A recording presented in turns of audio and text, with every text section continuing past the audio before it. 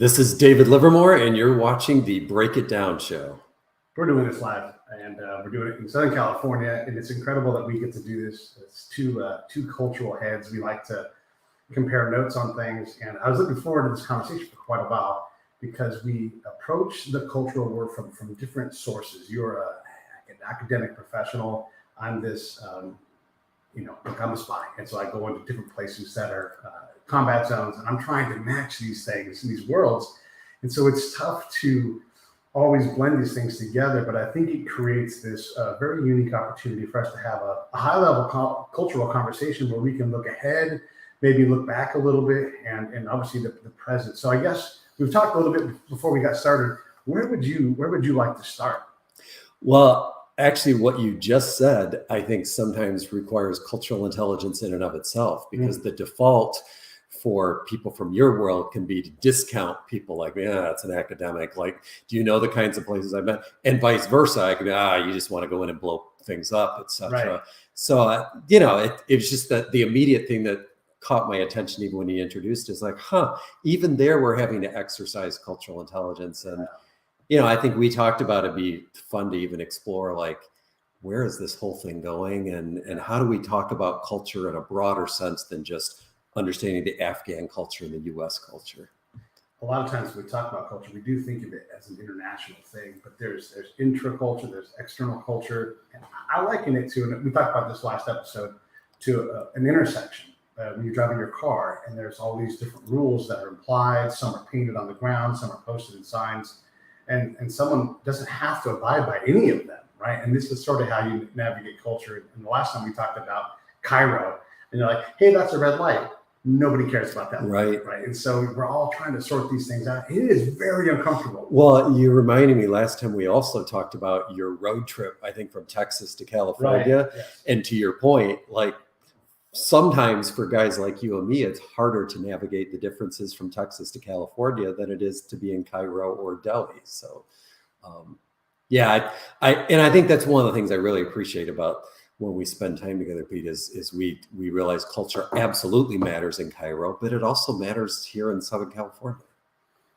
When we think about like the difference between, say, like Ukraine and Russia, Moscow was, I don't know, it's a long way from Russia. If we took that in terms of the U.S., is it Kansas to San Diego? Those are different places, totally different people. Yeah, we can recognize each other.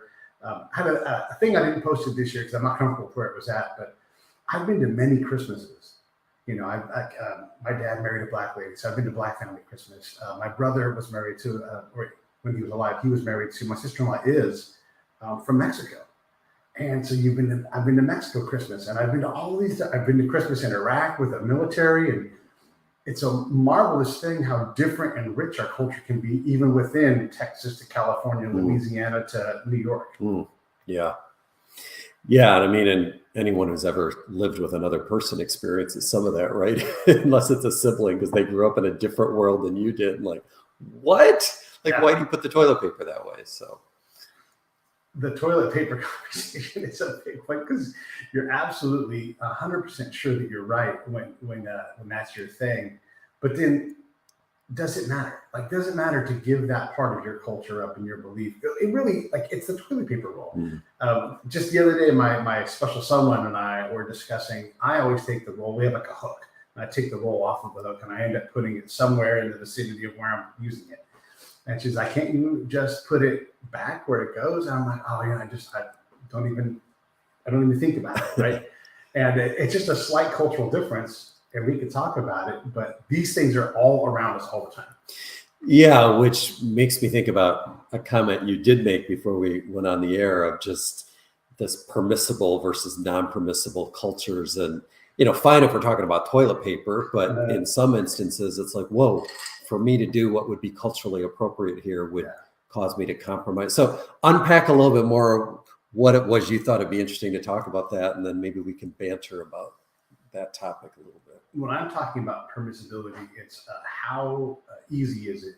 Here in Southern California, we can walk out of the house and relatively be safe any day of the year. when you leave the house in Afghanistan, or if you leave your post, you've got this fence around there. Everybody's got armor. That's non-permissible because you can't just go out and walk around. Somewhere like. And are you saying that's true for anyone there, or I think in the role that you? I think there is a heightened risk if you're the American and you're the force. Yeah. But I think it is true for anyone. If there's a highwayman on the road and you're an Afghan vendor, then it's it's dangerous here. And that actually is one of the key things that I learned was there's 3 kinds of security that a family is worried about. Can dad go to and from work? And then if he can do that, can he? Will his compound be safe when he leaves? And then if his compound is safe, then he can project his kids out to school and bring them back. And without that, it's non-permissible. And so we don't think that way. We think that permissible for us. Can we go off the camp? No, can't. It's too dangerous. But that dude should send his kids to school. And that's where our work comes in. And we're trying to help a commander understand the difference between this permissible and that permissible. Yeah. Yeah. And so this is where I definitely feel the chasm of the world you've lived in versus me, because I think of examples, and I want to share a couple of them, but they do feel like they have a very different level of cost or consequence to the non-permitted. So for example, there's all kinds of places I go that I cloak for a while that I'm American. Now they usually figure it out pretty quickly. And I'm actually a dual citizen of the US and Canada. And sometimes I offend my Canadian family members when I say, I'm proud to be Canadian until there's a disaster, and then I'm running to the U.S. embassy. But that whole thing of you're going to disrespect me the minute I start speaking about foreign policy if you know that I'm American. But to your point, that feels very different than, is my life at risk?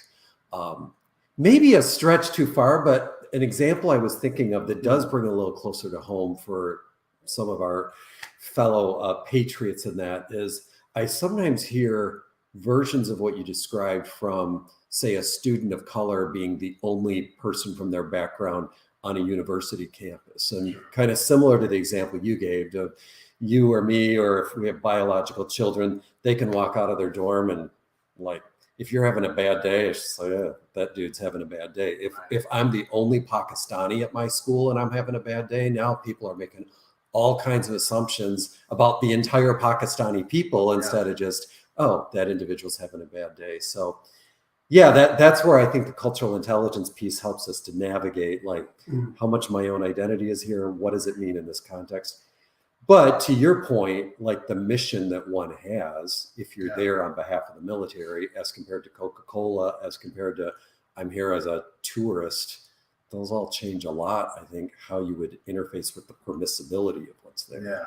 When I'm there speaking on behalf of a commander or a nation, or I'm just examining what's happening, and I'm talking, in this case, I'm talking about being off the camp. You have to specify because there's the culture on the camp too that I'm not really part of. I'm sort of this, the concept of liminality. I am popping between these liminal realities and trying to translate them to the other side and deflate the amount of intrigue and contempt, if at all possible, make us make less errors, enable them to stick their necks out a little more because that's dangerous for them. So that's kind of what I'm trying to do. And when you look at the balance of those things in that environment, that is one thing. I get to be there because the commander says Pete gets to be here. You're going on the behalf of Coke or some other brand or invited to go speak at a university with a very limited amount of time and very little influence out of what you bring for yourself. So you've got an entirely different bailiwick to work within because I've got a gang of creatine, filled gunmen, on my side, which is a good thing. And it is also a bad thing, right? Yeah. And I'm thinking about the number of execs who might say, one of the issues that they face a lot is that bribes are never acceptable, kind of thing. And that's corporate policy. And okay, that sounds great for you back in Chicago, but I'm here right now and we cannot get our goods off the ship unless there's some kind of service fee that's paid there. But then you're also told you could lose your job if you do this. So what am I supposed to do with that? So to your point, this was decided by some legal head back, home, but there's nobody here right now to help me navigate what I do. My question for you is though, there has to be times when you were at odds with what the commander told you to go do and what you thought was actually going to be best. So Yeah. how do you reconcile, like, that's a really bad decision? It's constant. So one of the things you're supposed to do, if you follow like the teachings of some of the big generals, Petraeus, and all the different guys like that, is you're supposed to find your mavericks. And I sit in a maverick role. Everybody wants to be a maverick until you get booted off of camps, which has happened to me.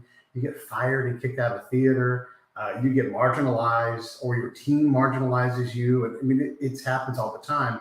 And because I work in the maverick space, I have to accept that I am going to constantly be a threat. And so what I had to learn how to do, had to inculturate myself into, was the commander sphere. Because that commander is my advocate. Even if I make a mistake, and I promise I will, that person has to say, that's Pete, that's my guy, you leave him alone. And then everybody leaves me alone, unless he doesn't do that. And then I go home, So it is very dangerous for me in that regard. That's why I always say the camp is more dangerous and perilous for me than it is in town. Yeah. And perhaps the bigger challenge of your cultural intelligence is, how do I build the trust of this commander? Yeah. At least because that individual for a season is the constant, whereas in your liminal space, it's a different village elder every day you're potentially dealing with. Yeah. So this aligns with some conversations I've been having in the corporate arena over the last several months, and that I've started to say, I feel like we're in the era of the middle manager, which forgive me for referring to Mavericks as middle managers, but it's for people that in my line of work, global leadership, cultural intelligence, like, we like to deal with the execs and the commanders. Like, it's sexy to say, I was with the C-suite last week of Google, et cetera. Right. But what I'm hearing more and more is the people who actually are deploying what happens are that middle management layer, who are listening to the execs say, here's our new strategy. They're the middle manager, the ones who actually have to disseminate all that information. And, because we first met through my work at the Cultural Intelligence Center, they have been rightfully pushing me over the last couple of years on, I think we need to spend way more time on developing the cultural intelligence of the middle manager, because to your point, they're having to be the conduit both direct. They're often having to say to the C-suite, okay, this is a lousy idea, or at least you need to understand if we do this X. Right. But then when C-suite still decides to do it, they have to go to their team and here's what we've decided to do. It's a unified effort, So that's to me where this becomes interesting. Sorry, if I could do one more. I'm just thinking too, to bring it more directly to our space of culture. We've been working with Qatar Airways for a while, and when we first rolled it out, the senior people were like, we want to be a 5-star airline. We're dealing with hundreds of nationalities every single day. So we need to really be able to provide first-class service based upon what an Indian Muslim considers to be first-class service as compared to an Indian Hindu or whatever else it might be. What we actually found, we started to roll out the training, and crew was who it was first rolled out to, was the crew's like, we need this to deal with each other. Yeah. Like the passengers, easy, fine. They're on for 10, 12 hours, off they go. I got to freaking deal with this person in the galley all night long. And in their case, they actually live together in hostels. So it's back to that, the business case is most easily made for, here's why the military needs it to understand the Afghan, Iraqi, Russian cultures. And it might be that the internal is at least equal, if not more challenging. That's such a great point. That goes back to that whole thing about how I'm more imperiled on the camp. In the camp, right? That's what made me think. I had to learn how to speak, because the commander is the boss, and depends what level we're talking about. There's probably 15 commanders above where I'm working, but I have to work at the ground truth. And the one thing I learned from a general was, I know everything that's happening. What I don't get enough of is the ground truth. That's like my spy head goes off, and I'm like, that's what he needs to know. That's how I'm relevant to him. And so I learned how to translate my efforts to go vertical as well as horizontal. So I'm looking strategically, but also tactically, and trying to communicate to these different audiences, which is extremely hard to do. And also I have to communicate well, and I've got to do it in written form. And so there's all these aspects of the culture I have to deal with. But I had to learn how to make myself valuable to a commander who doesn't know me. He gains me, right? So it's like, who the hell are you? You're just like, I'm Pete. So I've got to do a bona fides. I've got to be fast. I can't waste this time. I get one shot at it.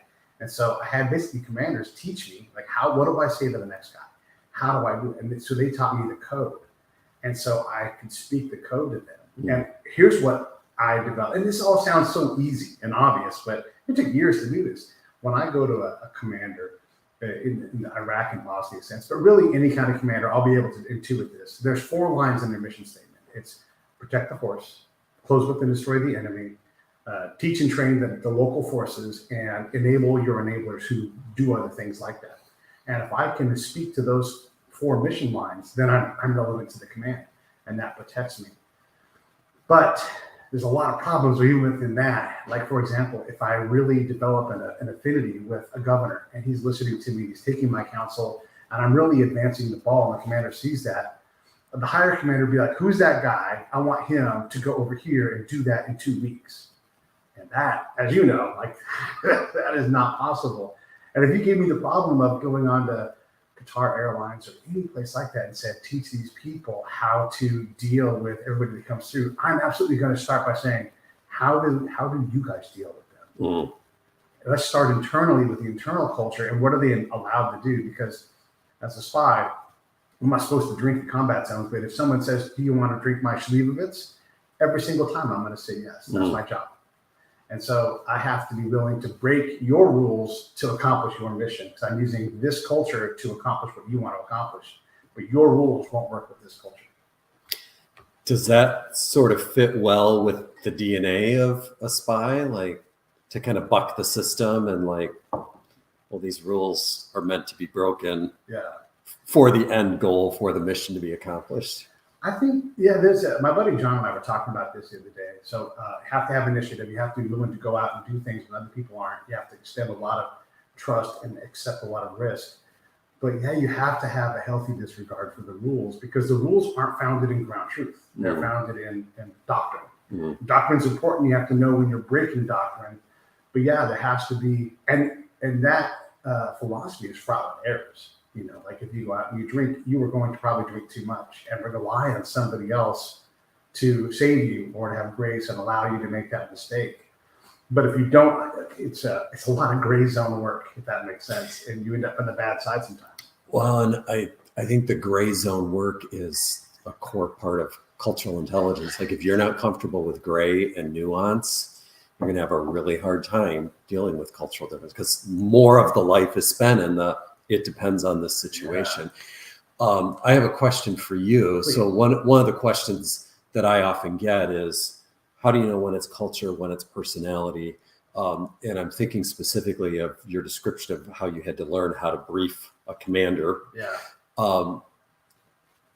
Was there pretty much an MO once you learned it? Like, based upon the military culture, I don't care what commander you give me, this is what they want? Or was it really variable depending on the personality of the commander? In the immediate, I know what they're going to do because they're all the same person in a lot of regards. I know the commander's ethos. I understand that. Now, over time, I learned their personality, and of course it adjusts. But I know that, and this all comes from the commanders. They say, when in doubt, quote Napoleon and just say audacity, audacity, audacity. They will eat that up. And like they'll say, we eat that up. I eat it up. And, if you say, and this is the culture stuff, right? Like if I look behind you and I see Ohio State pennant on your wall, I now have a lever. Which he doesn't, by the way. Right, which he doesn't. I have a lever that you are compelled to talk to. So I'm looking for those things that give me a nudge. That is so good. Yeah, and if I can find it, and there's always something. Because they bring important things with them. We all have these things. You're like, oh, and I'll even say the words out loud. I know that I shouldn't even say this, but I must. Like, and I'm just driven to it. So one of the other things I do is I say, okay, I'm going to be audacious, because we all know Napoleon, and you guys love this. I'm going to predict the future, and I've said this to every commander once I've learned how to do this.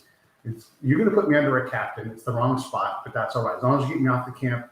In 3 weeks, you'll get what I do. And in 3 months, you'll say, Pete, you're our number one force multiplier. We couldn't have done this without you. You don't have to say that now, because I've already told you you're going to say it. You'll just look at me. I'll look at you. We'll go like this, and then I'll have open access to your couch. And I've sold them at that point. And they're like, oh, are you going to do all that? Go ahead, And then I do it because I know what they need. And so that ability to do that short circuits a lot of those other problems in terms of personality versus culture. But I feel like you've just given another example that sounds super easy in a Oh. 3 minute, and is so complex and not maybe not hard, just Right. challenging. I Yeah. mean, in that not intellectually hard, but because I'm thinking about the example you gave of even the Ohio State, looking for an artifact that starts to give you a cue. And I think that's the challenge with a lot of cultural training. It doesn't go far enough is, the artifact, but then what do I make of that? And because I know you, I know that you're curious enough to say, well, does it mean that Dave likes Ohio State, or is there some other explanation for why it's there? Because, I think about all the times that whether it's short-term mission groups or visitors and tourists will go to Mexico and see the glass around the walls, around people's houses, and immediately start making all kinds of dogmatic conclusions about what it means. Right. Some of which is accurate. It's not like, no, that's just a pretty facade that's out there. But maybe the assumptions of the level of crime there as compared to their own neighborhood, which may not actually be any different. So, these observations are part of, I think, what binds a lot of people up when it comes to CQ. If I have to speak for everybody, we focus on not wanting to offend people. And this is where I often, like, if I push, I'm usually pushing back here. Like, no, don't think about offense. Think about interaction. So I used this example with you before, but I sat down with some Iraqis and they're using their hands to put food on my plate, but I typically eat left-handed. And so I'll say something like, even if I know the answer, I'll say something like, hey, I'm from America and I eat with my left hand. Is that a problem? And then they will typically, because I'm their guest and I'm trying to be a good guest and I'm playing that role a little bit because I know how to be a good guest in Iraq, but they'll say, oh, Pete, don't worry about that. Of course. And they're spitting food out of their mouth on my food. And I have to receive all of that that's not my culture to have you touching my food. But they're picking the good parts of the lamb for me. And it's like the fat. And I'm like, ooh. So there's this whole dance that you have to do, right? To figure out how to fit in. But if I'm worried about offending somebody, then I'm cobbling myself. Yeah. Just the fact that you acknowledged it. I mean, so no longer were they like, here's another clueless American eating with his left hand. Like you demonstrated in, a non-cocky way. Like, I'm very aware that this is violating a cultural norm. Right. And smart move on your part, because especially with their culture, what are they going to be like? No, you must eat with your right hand. So I'm with you. I think we camp out, some of us, fearful of violating political correctness. And to your point, like, interaction is the point. So of course there are behaviors and language and terms that are inappropriate to use, but too much of it's making us paralyzed or fearful. How much worse if you just hadn't eaten at all? Like, okay, I'm stuck and eat this food because I don't want to offend them by using my left hand. It becomes a powerful tool too, because even if you know the answer, you don't assume. I would tell my interpreter all the time, I'm going to say things that you know that I know, but I still want you to ask the question. And you're going to be so in the mood, you're going to lose track of that. So I'm going to look at you and say, I need you to ask that question. I'm going to say those exact words to you. And then it's going to come to you, oh, right. And then you'll remember our earlier conversations that we're never going in the front door. We're always trying to come in the back door. And so it's Ramadan, and you don't know the answer. So I'll say something like, it's Ramadan. Is it okay if I drink water in front of you? Is that going to bother you? And then I would say a healthy portion of the time, that commander will look at me and say, oh, I have whiskey. I want to have whiskey right now. And then bam, I've got that Ohio State pennant effect. This person's like, let me show you. Because the Iraqis would say to us all the time, we are not that into the religion. This is political. But we would not hear that. We wouldn't hear it. And so when they would say, we're not that religious, I say, okay, I'm going to believe you, because you keep telling me the same thing. I love, though, the extra step you go that I quite honestly might not have done is to already be ahead of the interpreter, to know that the interpreter may have chosen to say to you, oh, no, they'll be fine. Yeah. And like, no, I want you to ask the question, because you really weren't asking purely to have them respond, but for them to know that you were asking the question. Yeah. That's where this stuff gets fascinating, because it, once again, it's incredibly simple. Yeah. It was just as simple as, are you okay with, you demonstrated you knew, you're asking the question, it provides some honor. And I mean, worst case, even if they said to you, like, we don't care, but inside we're like they did, but now they have to own some of that, right? Like you gave them the opportunity to say, we'd really prefer you not do that in our presence. There's a responsibility you do have, though, as you inculcate into their culture, is you have to behave more accordingly, or create an alternate reality where you still get to be Pete, but you have to slowly progress towards what is normal if you're going to stay there for. And then we're talking a long time. We're not talking about 5 meetings or anything, but there is a requirement, and I haven't mapped that at all. I just know that it exists and it's expected. And I kind of do it, but they're also affording me a lot of grace because I'm like a baby in their culture, and like he doesn't get it, no wave me off or whatever. Have you figured that out at all? Have you seen that? Yeah, I figured it out. I have absolutely seen it, and I think most of the world, which we would know the technical term to be collectivist and relationship driven, it takes even longer. So a lot of U.S. culture, this is literally the first time you and I have met. That's right. But we're able to talk about stuff going on in your family within the first 10 minutes, so it's easy for us to assume then that, I've had 5 meetings that we've shared lamb with these individuals, so I should now be able to pour my heart out and vice versa, and can suddenly be like, whoa, we're not there yet. Quick example. Please. That Hong Kong, a world away from some of the places that you lived and done work, was talking to an individual who was Hong Kong himself, but very Western astute because of all the global business he was involved in. Had a colleague who had come over to spend a week together with him. So a colleague from the US, and they meet all the time on Zoom or whatever the technology is, but they go out for lunch together. And the first time they're having lunch, the colleague's like, I'm in the midst of this really difficult divorce, and he's just pouring his heart out. And the Hong Kong dude was like, I have a brother who divorced his wife who didn't tell me for 2 years, and this colleague that the first time I've ever met him is suddenly. And so sometimes I think we get it off because we think, we're not as relational as other cultures. So then you sit down with a relationship and we just kind of overcorrect. And so I don't know, that kind of elicited that thought to me when you said that. I think sometimes there's this nuance we miss in the length of time it really takes to build trust in a more relationship collectivist culture.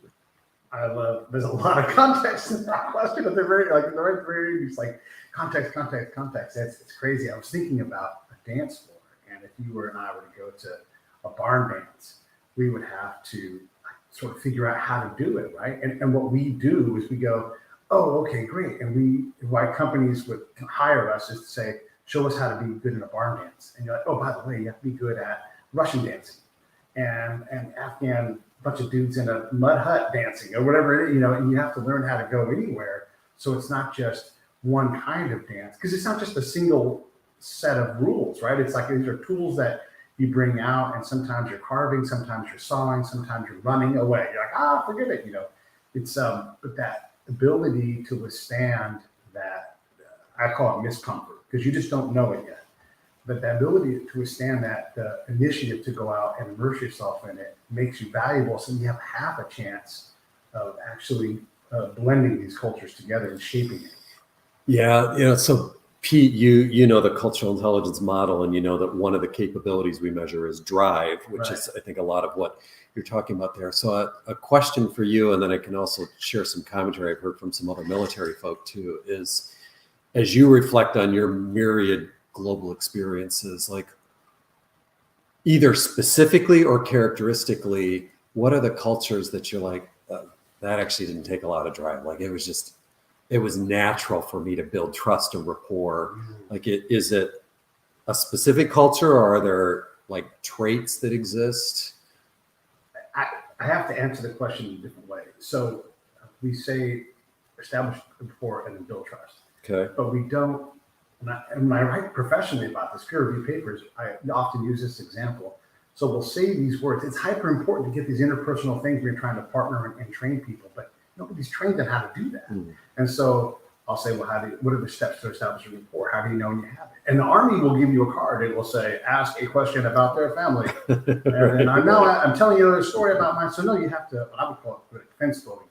Or like you see a fence post that's similar to you, and you tell your story, and then you slowly work towards them until you can join fences. And until that happens, you just don't have rapport. And it takes way longer to build rapport than you realize, especially if you're And there's a drive. There's a drive from the commander to my. And when I hear people on our side say, "My commander says this," I'm like, "That's a problem right there." And so that everything else is secondary. I've got to get that person out of that mindset or out of that room as fast as possible because they're damaging the meeting because they're forced. So how would you say that?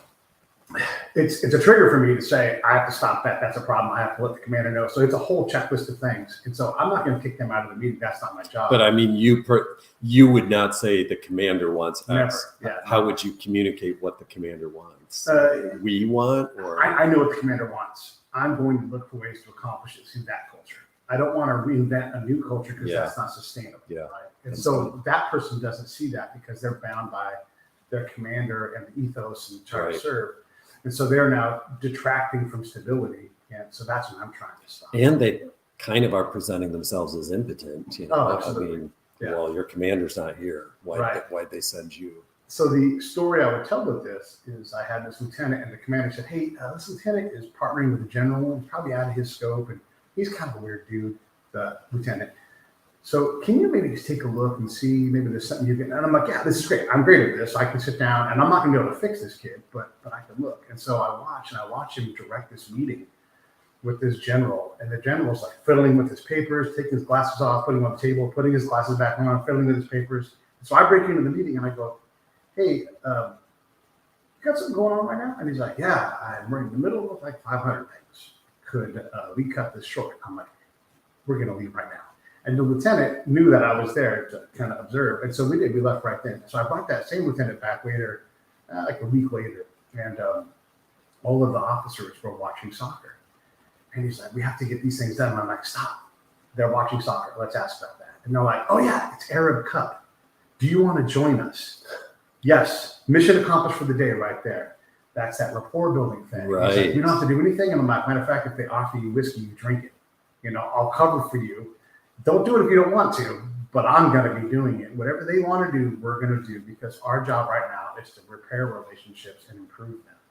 And that blew his mind because he wasn't doing what the commander wanted, except that he was doing exactly what the commander needed him to do.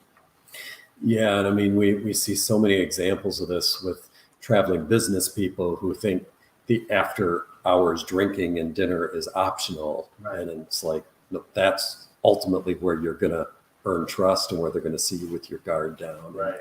The question behind the question when I was asking you about, you know, the certain aspects of culture that you're more motivated to engage with, some of the earliest work we did with Department of Defense was individuals asking us to kind of assess and evaluate should, and I don't remember all the technical language for it, but should one's language proficiency alone determine where they're deployed?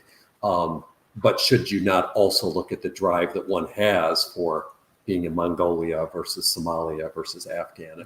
I mean, in today's, you know, warfare, it doesn't even make sense to think as much about whether or not a person's going to be a specialist in one particular language, et cetera. But it was just an interesting thought to me that a piece that we want to do some ongoing research is it's not the same for me to think about my drive to go to Singapore next week, a place that I've spent all kinds of time, as compared to go to some far-flung place that's taking me much more out of my comfort zone. Right. So I guess it's acknowledging not all is equal. We all have different kind of appetites for different kinds of cultures, and sometimes it's the values of the culture that determine whether or not we're inclined to be there. There's a design within the military to try to be a jack of all trades. And I think with culture, you can develop any culture, anytime, anywhere attitude, especially if you have a mission, right? Because the mission is the driving force.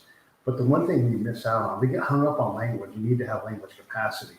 It's not true for the Air Force. They don't have the manpower or the people power to get that done. So they are looking for other ways.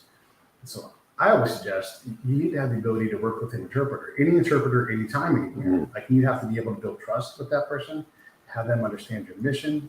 You've got to be able to turn them. And so like this is a multi-level, a professional course in how to interact with people on top of your bedrock of courses on how to actually partner with people. The military sends people out just willy-nilly, and you can't reliably have good cultural people because we focus again on smart cards and not offending. Don't make this symbol or whatever it's going to be.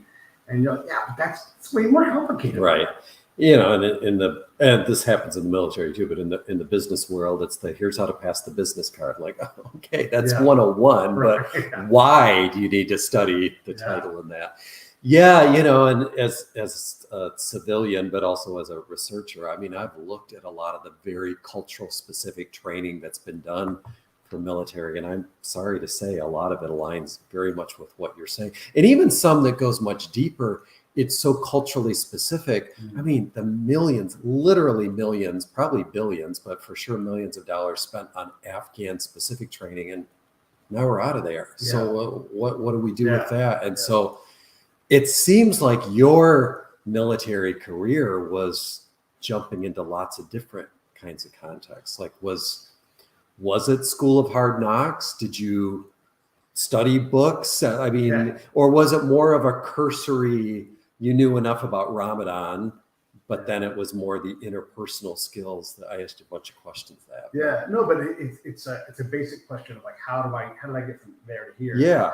And there were books, there were certain things, and I was trying to find them, right? Because there's not a good reading list that you could find when I started this back in the early 90s. You know, like how do you develop this capacity? And it's born on the back of a lot of errors, a lot of reflection, a lot of look, I'm just a personable guy. You know, I can show up somewhere and I'm sure I've offended people, but I think overall my scale is pretty good on the affable, likable, and just in general. And so like when I go out with my peers, they're all allowed to make whatever mean expression they want because they're warriors, right? I am also a warrior. My job is to get people, I'm supposed to meet people that no one else can meet, right? And they should be the worst humans I can find in that area because they do awful things. Because if I know them, then I have a chance at maybe curtailing something awful. And so I'm smiling. I'm good time Pete. I show up. Hey, it's good time Johnny. Here he comes. What's going on? Let me take me to that barbershop, and I'll take a soldier with me to go over to that barbershop. And all this is all worked out security-wise. But we'll go over there, and I'll spend time with my interpreter and my person who, and I trust them completely. They're there to keep me out of trouble if something happens. And I'm there to do my job. And so we're absolutely not in any way overlapping other than that we're in the same mission. And I can just have these incredible conversations with people.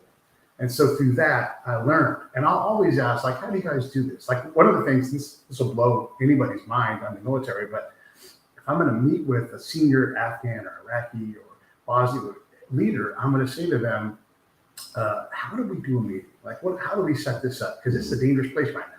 I don't want to put you in jeopardy. I certainly don't want to put me in jeopardy. What do you want to do? And then they'll tell me how to do it. I just do what they say because I'm extending a little bit of trust to them. But this is a senior Iraqi official. He's not going to whack me. And if he does, then okay, then that's what happened anyway. That's the cost of business, right? Yeah.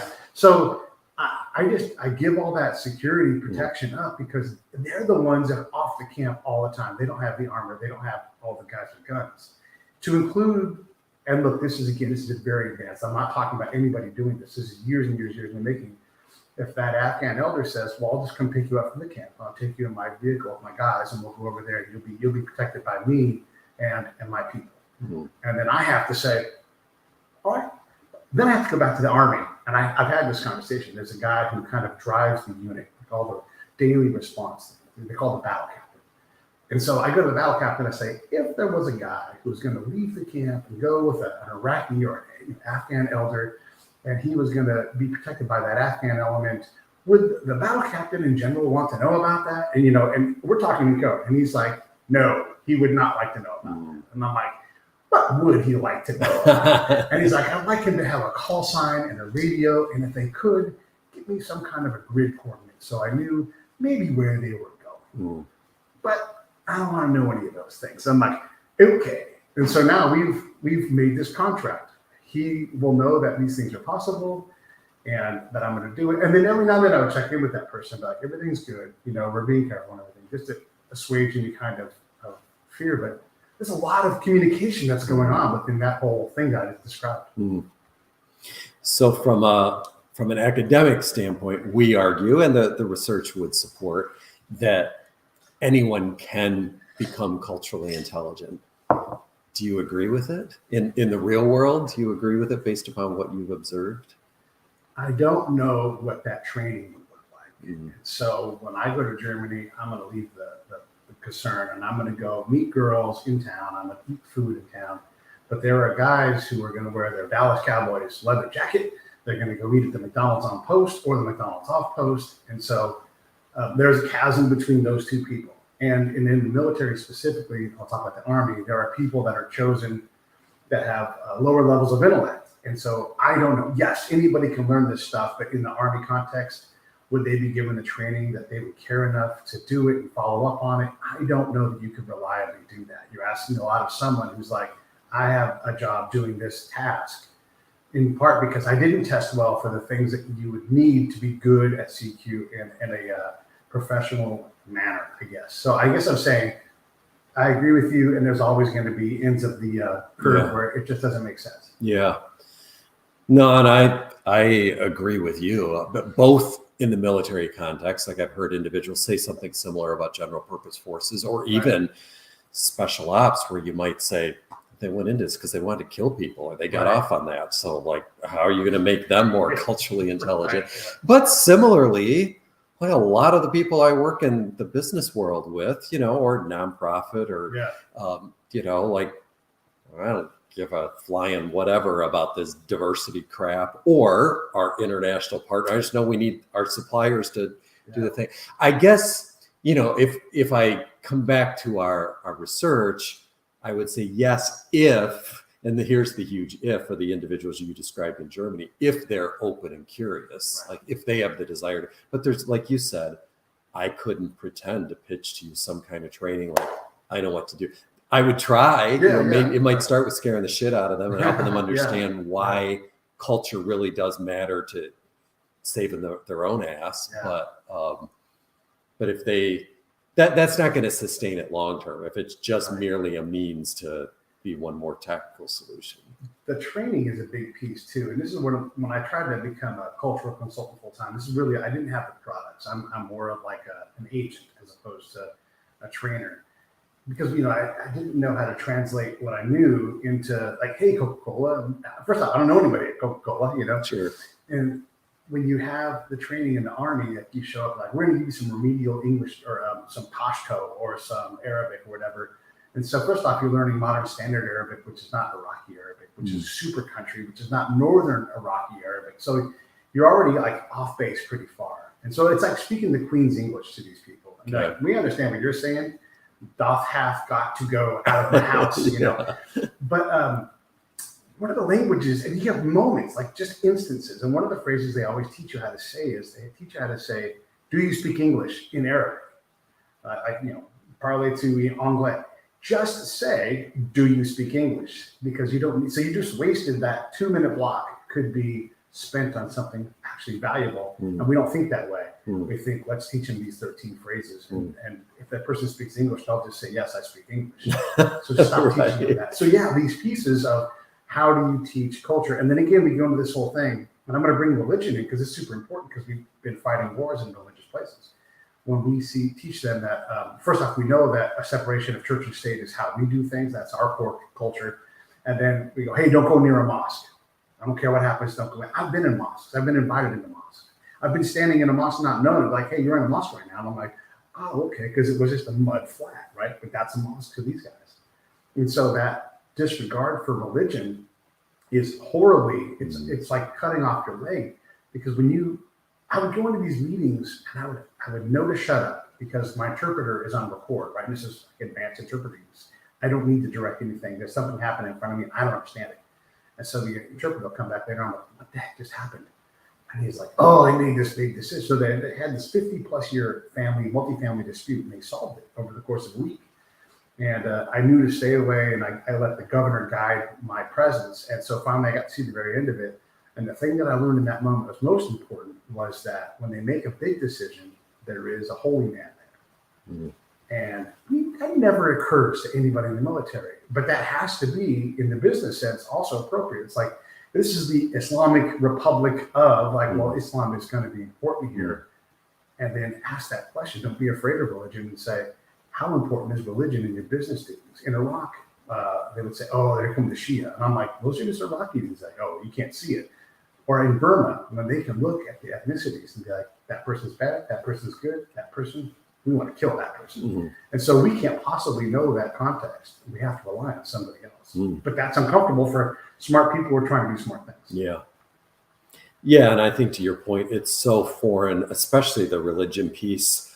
And we don't really talk about that in the workplace. And it's sure, there are some companies that probably bleed the line of, reading the Christmas story or something like that. Sure. But for the most part, it's not a part of our daily discourse. And then you go to a place where it's like, how do you not, there's prayer times all day long, and I mean, I've attended conferences in the Middle East where they didn't actually create the space for the prayer times. It's like, okay, this is kind of CQ 101 in this context. So yeah, I made a mistake. I was so good too. I'm like, I don't know if I'm going to make that many more mistakes. And I made a huge one. My interpreter was Islamic. And I'd have him, he's older than me. He's running up and down these mountains going on. And he'd say, Pete, there was war over there. Let's not go. And I would say, no, we got to go. We got to go where the war is. And then I realized one day he was just kind of shaking. I'm like, what's going on? And he said, oh, man, I just haven't eaten in days. And I'm like, what are you talking about? We have all kinds of food. And he's like, can we please go see the Afghans? I can't eat this food. Almost all of it, I don't know what it is. I was like, oh, my God, how long have you not eaten for? And you would think I would know better. But it never occurred to me that I had to look out for my partner's well-being in a way that was culturally savvy. Big lesson learned. Way late in my career. I should have learned that way earlier.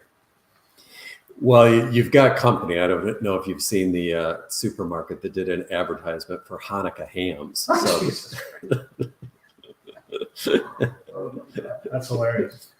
Where are we headed with culture? Like, where are we going to be in 10 years? Like right now, we've got a penchant for like DEI and these kind of things, but the big movements, what do you think is out there? Yeah, so I think both related to the DEI conversation and geopolitics at the moment, but this isn't where I think we're going. At the moment, I feel like there's been a reaction against globalization, against seeing us as global citizens. And, we've actually watched all over the world this resurgence of nationalism, et cetera. And weird for me to talk about this in the same breath, but I would say even in the DEI space, it's all about the pride you have as a Black individual or as a woman or trans or whatever else it might be. I have a hunch, and I'm not alone in this, that where we're going is that the categories are going to become much more obtuse or begin to diffuse, meaning, you and I could probably list off quickly. You've shared some just in our interpersonal conversation of people who have this amalgamation of ethnicities and backgrounds. Sure. And the fastest growing demographic in the US is multiracial. So who am I and what am I identifying with most? So I absolutely don't think that means we should move to I'm colorblind, all lives matter, et cetera. But I do think we're headed towards saying, there are other distinctions ideologically, interests, et cetera, that maybe are going to define you more than leading with, ethnicity or sexual orientation or these identities that right now. And one of the other reasons I say that is the last time we were together, we talked about my new book, Digital Diverse and Divided. And my first chapter of that book is all about the Human Genome Project that found that 99.9% of our DNA, everyone in the world, is the same. And what surprised me is I expected to get a lot of hate from the DEI world on talking about we're really all the same. And of course, in the book, I talk about how, no, when you get into these cultural issues, we're not. But it was kind of like this, thank you. These are our fellow brothers, sisters, fellow human beings. And I think we've lost that. Like we stopped to see the humanity in one another. So I want to believe, but I also think data actually kind of supports that where we're going is that some of these really strong, like let's label everyone, is going to start to debate because it's going to be harder and harder to figure out, wait, where are you from? And even if you're pure Indian, in terms of whatever that means, but both family lines are fully Indian, but you studied in the US and then, you have a kid who went off and did something in Australia, like then you begin to have this amalgamation. So to say that you're from India, even that, what part of India and what religion, et cetera, what caste, but even if you took the nationality. So I don't know, that's my take. I think we're heading to maybe at least different categories than the ones that right now are right in our face. We also have a bit of a problem with small voices being outsized with their influence. And so it's like a thing on Facebook that's going around, probably going over the place. And it's a picture of Paramount's acting corps in 1987. And one of the things people will say is all white faces. It's like, well, excuse me, hold on a second. You have Olivia de Havilland in there. You have, I see Elizabeth Taylor. Oh, there's Irene Cara. All these different people. And then if you look into their backgrounds at all for a second, there's immigrants. Irene Cara's father is black. And so if you look at a picture and think you know anything, you're the offensive one. So yeah, you don't want to be, you want to understand that people are people, and we need to be able to deal with individuals, but stop assigning people horrible outcomes like, oh, those are all racist, so those are all bad people. They're people who are probably doing their best in the time that they were there. And we see this quite often where, like, especially like with Laura Ingalls Wilder, we'll want to cancel her, But if you look at, like, in her lifetime, there were active Plains Indians, and then all the way, like, and her life and my dad's life overlapped. And so you look at that reality and what it meant to be a settler and how impossible that whole problem was, all the way through to now where AI is happening. And all the differences, we can all give each other a break for a minute, because things are going to change real fast. And if we don't allow for that change to happen, if we don't allow for people to be people, yeah, who doesn't want to be a better person? Show me a person who's like, I'm just going to be a jerk all the time. There are those people, but they're not the problem. We have to not be the problem ourselves. Yeah.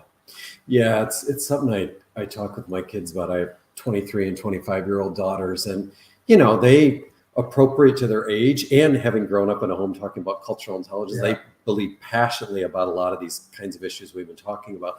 But I sometimes have to encourage some grace toward their grandfather, who's 85 years old, who's one of the kindest human beings in the world, but doesn't always use the most appropriate language.